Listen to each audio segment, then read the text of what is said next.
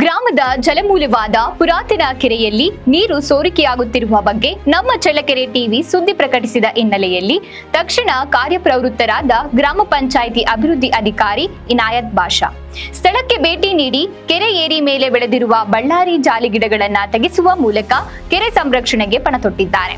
ಹೌದು, ಚಳ್ಳಕೆರೆ ತಾಲೂಕಿನ ನನ್ನಿವಾಳ ಗ್ರಾಮದ ಕೆರೆಯ ನೀರು ಸುತ್ತಲಿನ 10 ಹಳ್ಳಿಗಳ ಜನರ ಜೀವನಾಡಿ ಕೆರೆಯಾಗಿದೆ. ಆದರೆ ಇತ್ತೀಚಿನ ದಿನಗಳಲ್ಲಿ ಕೆರೆ ಏರಿ ಮೇಲೆ ಗಿಡಗಳು ಬೆಳೆದು ಕೆರೆ ಏರಿ ಬಿರುಕು ಬಿಟ್ಟ ಸಣ್ಣ ಪುಟ್ಟ ರಂಧ್ರಗಳ ಮೂಲಕ ನೀರಿನ ತೇವಾಂಶ ಕಂಡು ಬಂದ ಹಿನ್ನೆಲೆಯಲ್ಲಿ ಕೆರೆ ಏರಿ ಮೇಲೆ ಬೆಳೆದಿರುವ ಗಿಡಗಳನ್ನ ಸಂಪೂರ್ಣವಾಗಿ ತೆರವು ಮಾಡಿಸಿ ಕೆರೆ ಸಂರಕ್ಷಣೆಗೆ ಕಂಕಣಬದ್ಧರಾಗಿದ್ದಾರೆ. ಇನ್ನು ಕೆರೆ ತುಂಬಿದ ನಂತರ ಕಾಲುವೆಗಳಲ್ಲಿ ಹರಿಸಲು ವಾಲ್ ಹಾಗೂ ಇತರೆ ಸ್ಥಳಗಳನ್ನ ಪರಿಶೀಲನೆ ಮಾಡಿ ಬಯಲು ಸೀಮೆಯ ಕೆರೆಗೆ ಜೀವಕಳೆ ನೀಡಿದ್ದಾರೆ.